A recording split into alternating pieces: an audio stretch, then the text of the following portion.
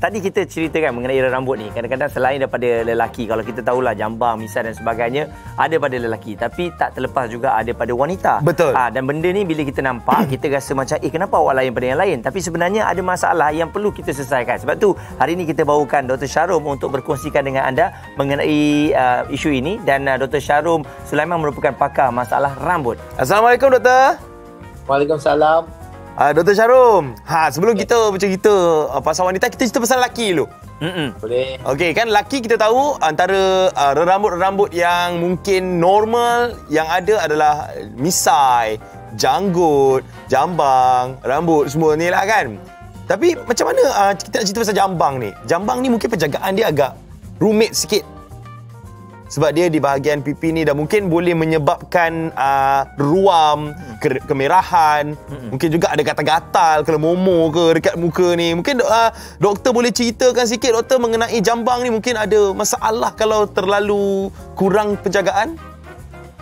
Jadi untuk penjagaan jambang ni, banyak orang sebenarnya orang yang ada jambang ni memang dia jaga kulit muka dengan jambang dia orang dengan teliti. Tapi penjagaan asasnya yang pertama sekali, kebersihan tu penting. Kebersihan tu penting sebab kulit tu dia terlindung daripada jambang. Jadi kadang-kadang kita tak nampak ada apa-apa isu di bawah tu. Jadi kita kena sentiasa membersihkan kulit muka dengan menggunakan pencuci muka biasa. Ataupun kita boleh gunakan shampoo yang ada. Lepas tu yang penting sekali adalah kita kena letak moisturizer. Walaupun kulit muka kita tu berminyak sikit ke apa, kita letak moisturizer sebab kalau tidak dia boleh menyebabkan breakout ataupun jerawat. Okey. Dan kalau kita lihat juga selain daripada moisturizer yang doktor katakan tadi, apa lagi cara-cara yang lain untuk kita kekal bersih dan juga segak ni? Kadang-kadang ada setengah lelaki dia malas nak letak moisturizer, semua leceh lah doktor. Ada tak cara-cara yang mudah doktor? Okey, yang cara-cara yang mudah tu ialah cuci jaga kebersihan. Lepas tu kita kena menggunakan shampoo yang ada conditioner. Tak semestinya kena beli shampoo khas untuk jambang. Guna shampoo rambut yang baik, yang lembut dan ada conditioner tu sudah memadai, dan gunakan berus jambang supaya jambang lebih teratur dan lebih bersih. So maknanya shampoo tu kita ambil sikit letak dekat tangan, lepas tu kita letak dekat bahagian bulu tu di jambang. Oh, itu caranya. Tak pernah buat pula. Nanti balik saya buat lah doktor. Saya ada sikit jambang ni lah. Sikit je lah. Nampaklah lembutnya nanti. Adalah 3-4 helai. Okey doktor, kita nak cerita pasal keguguran rambut pula kan. Kalau kita tahu keguguran rambut itu adalah biasa, itu adalah kes biasa. Tapi adakah ada kes keguguran jambang? Guguran jambang ni kes yang paling kerap saya jumpa adalah satu condition terpanggil alopecia areata di jambang, di mana tiba-tiba seseorang tu mengalami keguguran rambut macam bertumpuk-tumpuk. Patchy. Okey, itu disebabkan dia tiba-tiba jambang dia hilang dan licin. Itu disebabkan oleh antibody dia sendiri menyerang akar rambut jambang tu, menyebabkan rambut tu atau jambang tu dia gugur lah secara tiba-tiba. Jadi kadang-kadang dia boleh berlaku secara tiba-tiba, tapi ada beberapa kes yang saya jumpa selepas dia ambil imunisasi hepatitis B ataupun dia ada lepas berubat daripada demam yang menyebabkan benda ni boleh berlaku. Okey, jadi itu yang bertumpuk-tumpuk. Tapi bagaimana pula mereka yang nak ada rambut ni, nak ada jambang, ada misai dan sebagainya? Letih dah, umur dah masuk 30-an, tak juga tumbuh-tumbuh. Ada ke cara-cara lain? Dan macam-macam produk, katanya pakai produk ni, sapu besok boleh tumbuh. Hai, bangun-bangun tak juga tumbuh. Ada juga. Mungkin dia ada orang buat menanam jambang.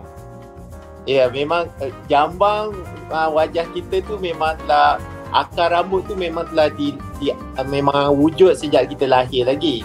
Tapi bila kita masuk akhir balik dan kita semakin tua, dia semula keluar disebabkan perubahan hormon testosteron kita. Tapi apabila dah masuk umur 25 ke 30, jambang tu tak keluar-keluar, maksudnya memang sejak azali kat situ tak ada akar jambang lah. So jadi apa kita boleh buat, kita boleh ambil akar rambut tu, kita tanam dekat kawasan-kawasan yang tak ada jambang tu dan dia akan tumbuh sebagai jambang lah.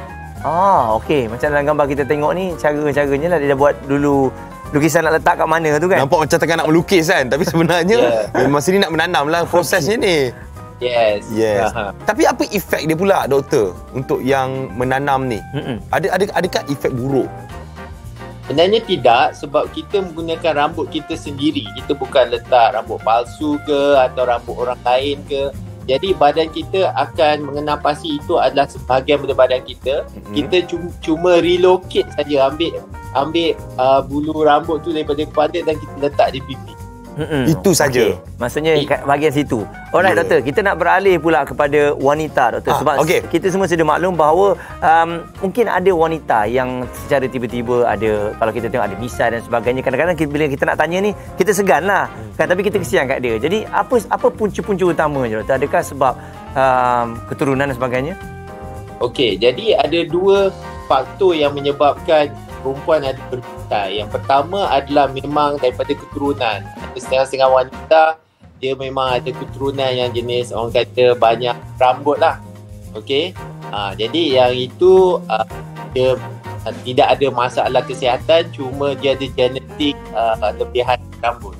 Tetapi ada juga wanita yang asalnya kurang rambut, tiba-tiba pada certain age dia banyak bulu-bulu atau rambut-rambut yang keluar di tempat yang tak sepatutnya, seperti di pisai, di dada, di belakang. Itu ada kemungkinan ada kena-mena dengan penyakit yang telah mengubah hormon badan. Ada penyakit yang mengubah hormon badan doktor? Ya, ada, seperti polycystic ovarian syndrome, ataupun apa-apa penyakit yang boleh menyebabkan hormon testosteron wanita itu tinggi. Okey, tapi doktor, macam mana cara untuk wanita menangani masalah ni? Dan macam mana cara bila dah ada pula mungkin bulu-bulu di muka tu untuk mereka mengawal? Okey, jadi kalau macam untuk mengawal tu, yang pertama sekali jika anda rasa tiba-tiba saja bulu tu naik, kita kena pergi berjumpa dengan doktor pakar endokrinologis lah untuk memeriksa hormon badan ada masalah kesihatan ataupun tidak, adakah hormon tu testosteron tu normal ataupun tidak. Okey, tapi jika memang jenis keturunan bulu roma, kita boleh matikan akarnya dengan cara menggunakan laser atau menggunakan rawatan cahaya.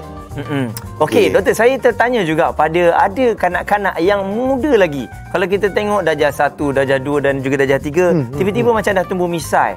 Jadi ini ibu bapa ada yang risau. Alamak, cepatnya anak saya ni. Apa yang harus ibu bapa buat ataupun lakukan? Anak perempuan ataupun anak lelaki ada juga.